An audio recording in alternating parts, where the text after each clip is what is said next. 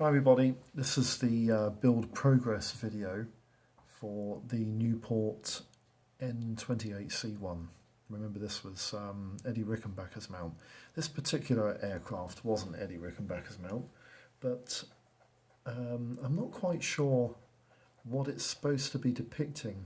I'm guessing it was one of the United States Air Service aircraft. Because it is in sort of their type of colours. But the underside is a very strange sort of buff yellow, unusual colour. But it is an N-28C1 Neiuport. I'm just going to go through quickly the build progress pictures that I took whilst I was building this kit, and I want to go through the very few issues there were that I found with this model. But there are a couple that you need to be aware of that you might run into these issues when you're building them.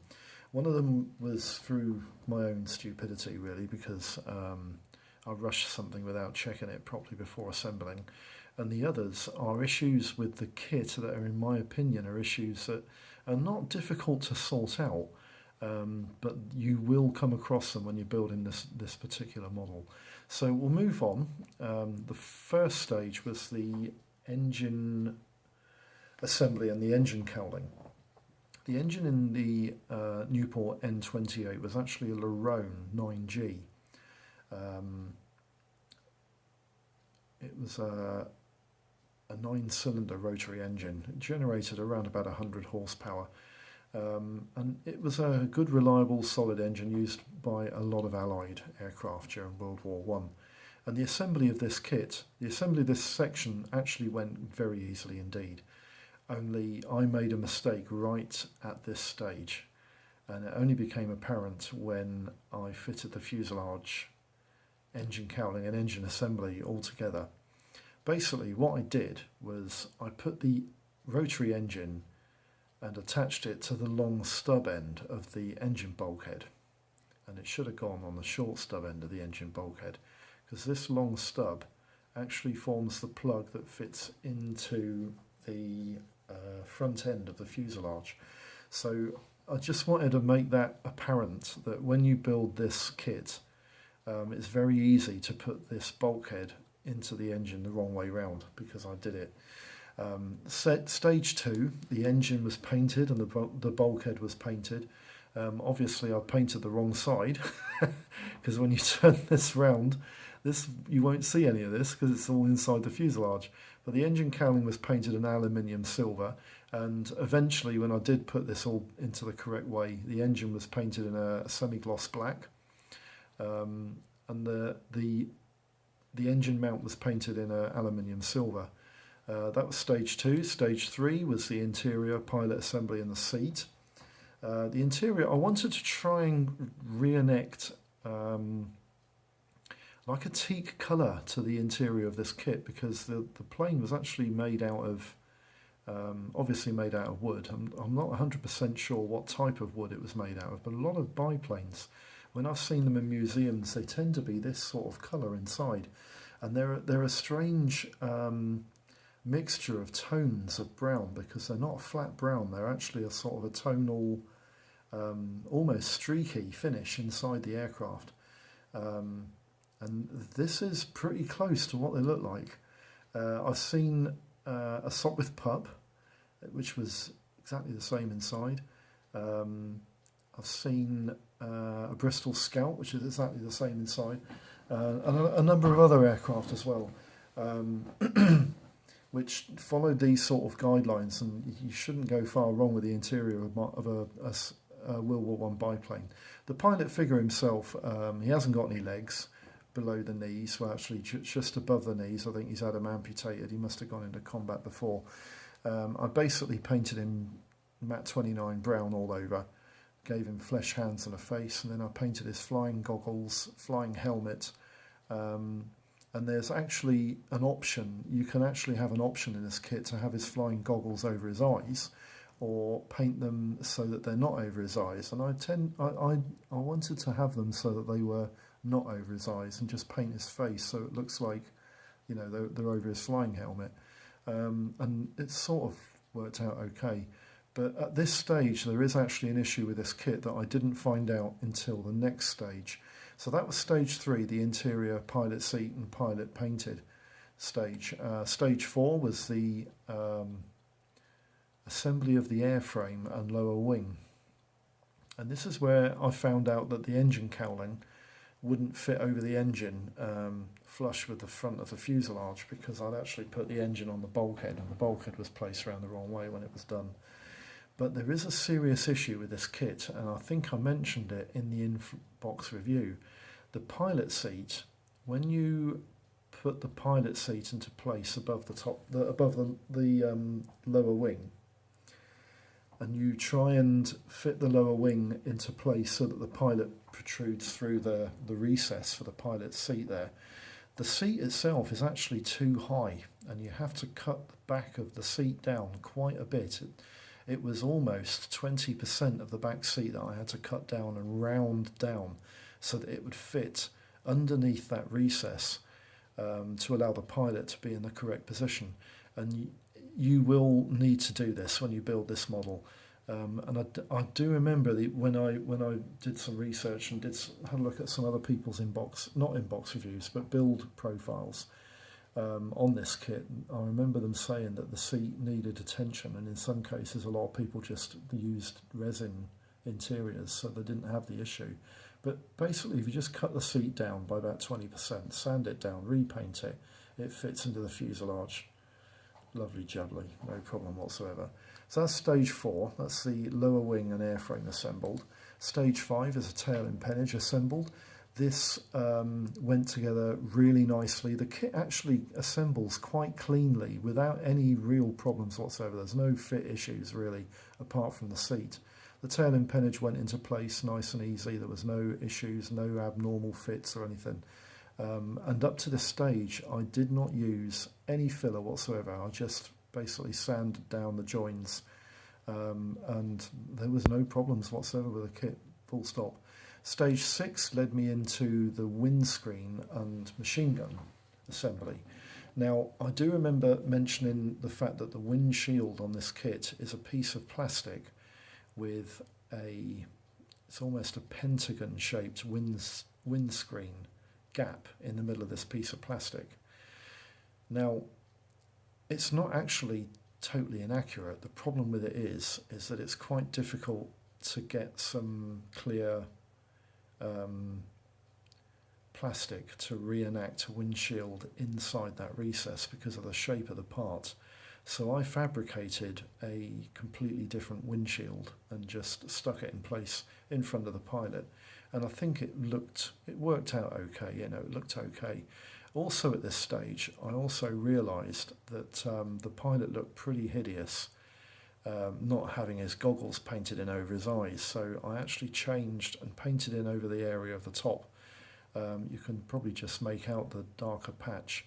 And then I painted his goggles in over the front of his eyes. And he did look an awful lot better inside that pilot recess. So again, the twin machine guns on the front, there's no real fit issues. Kit goes together like a dream. Stage 7 was the interplane struts and preparation of the upper wing. Now, I hadn't at this time decided that I was going to rig the kit, but I can remember when I did the inbox review for the Hawk of Fury, I got a comment from one of my subscribers, and he said that he had bored holes through various parts of the aircraft, and then he realised before commencing with the rigging that he'd drilled the holes in the wrong places, and the rigging wasn't anywhere like what he thought the rigging was going to be applied to. And believe it or not, the Neiuport had similar issues, because the rigging didn't just follow the contours of the interplane struts. The rigging is actually braced to the undercarriage struts from the outer interplane struts. And it was at this point that I actually said, do you know what, blow it, I'm going to rig it.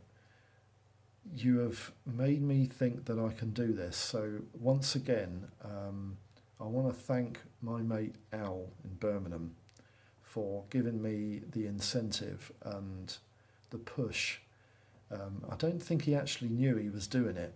I don't think he mentioned any comments with an intention of asking me to rig my kit, but he just gave me the incentive that I needed. I think the push I needed, because of the issues that he was having. And I was looking at the issues that I was having, and they were similar, but I hadn't even started dealing with the holes in the wings or anything at this stage.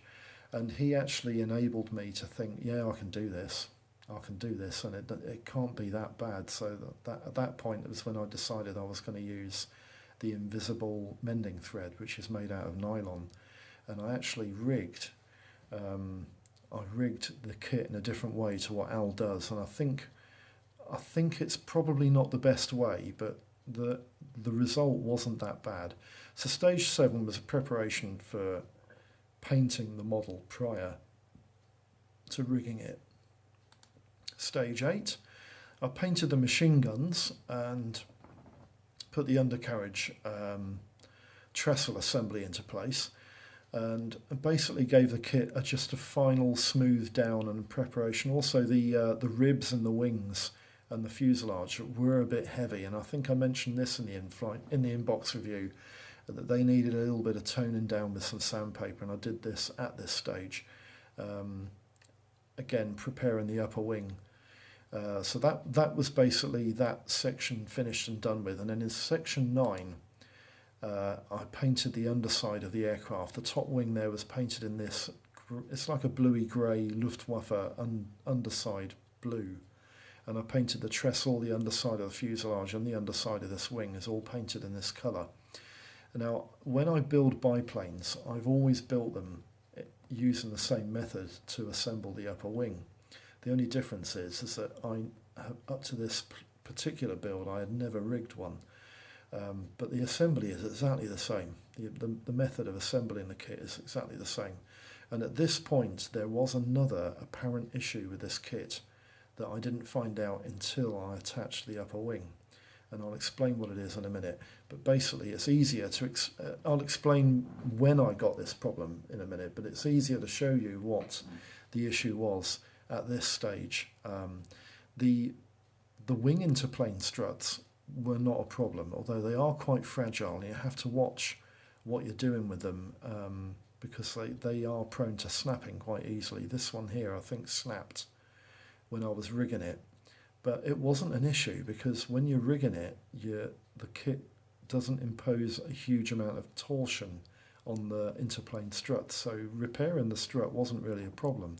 But these fuselage to upper wing struts were a problem, because when they fitted into place, this support strut across the top on one of them was at the correct angle, but at the other one it wasn't, and I had to sand down this particular support strut by quite a bit to get the wing to sit at the correct angle to push these interplane struts into these strut location gullies here.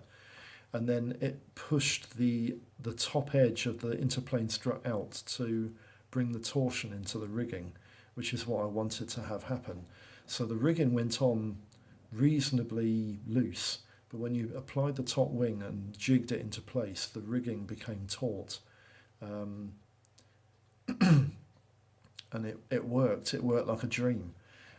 Anyway, that was stage 9. I had to sort out the middle interplane struts there. Stage 10 was to rig the kit. Now, Al is probably going to look at me and say, what the hell have you done there? But basically, I took one piece of cord, this is all one piece of cord. It's not lots, it's just one. And I think I started on this strut, and I fed it round here, glued it into place, tied it off, fed it into there, glued it into place, and then pushed the whole lot up into the strut and glued it so that it was flush. This part of the rigging was flush with that top strut, and then fed the piece down to this strut, and then fed that piece, tied it off. So I think I might have started on this strut, because that one goes to the top of the undercarriage rig, and then you run it round and run it under here, tie it off, and then you start a new one, tie it off, and then you run it around this strut, tie it off, And then I started again with this strut and run it through. So I think it was about 3 or 4 pieces of cord altogether that were tied off. And basically you just tie it to the interplane struts, and then you glue the trailing pieces of cord to the next tie off, glue them to the top of the strut, so that when you put the top wing in place, you won't see them. You can just see this one here has been glued to the very inner edge of the outer edge of that strut on the outside. And these were basically, that's one piece that goes underneath the fuselage, but you tuck it into the back of the wing and glue it into place at both edges. And because this stuff is made of nylon, it glues to the plastic, no problem whatsoever, and before you know it, the plane's rigged. It took about 40 minutes to rig this kit properly. So it wasn't that problem. At the moment it looks like a bag of crap. I know that. It does look like a bag of crap. But whilst I was doing this, I kept pulling out the top of these interplane struts ever so slightly, and all this just became taut, tight as a drum. And it worked out very well. That was stage 10. Stage 11 was to paint the fuselage and upper wing, so that when you put the upper strut in place, you weren't feeding the brush underneath all this rigging. So that was all painted, and again, it doesn't look fantastic here, but it did need a second coat. Section 12 was to jig the upper wing into place. This picture was taken when the wing wasn't jigged, and the top wing was actually at it was at an ever so slightly funny angle. And when I jigged the wing into the correct angle, all this rigging tautened up perfectly. It just worked. It was fantastic. And at this stage, I also weathered the engine cowling and gave the undercarriage another coat of blue. Section 13 was to paint the aircraft. This was actually the initial coat. I did do other coats of some of the camo which needed a second coat to get the colour to sit properly. And also applied the propeller and the undercarriage at this stage. The undercarriage on this kit actually rotates. All you need to do is push the wheels over the top of the bulbous ends on the trestle axle there, and the wheels rotate perfectly. The propeller unfortunately doesn't rotate because there's no retainer pin, and really because of the method of construction, it was just Revell found it impossible to make the propeller rotate. Section 13 there is obviously the kit. The kit's ready for a second coat on the upper wing there, and maybe bits and bobs. And also at this point, I can't remember whether I did. No, at this point, this is when I painted the tail fin. I painted the tail fin here in red, midnight gloss blue and gloss white. And then in section 14, I just tidied up the lines of the tailplane and did the second coat on the camo. And that was basically the kit ready for decals. So this has brought you to the stage where the aircraft was decaled.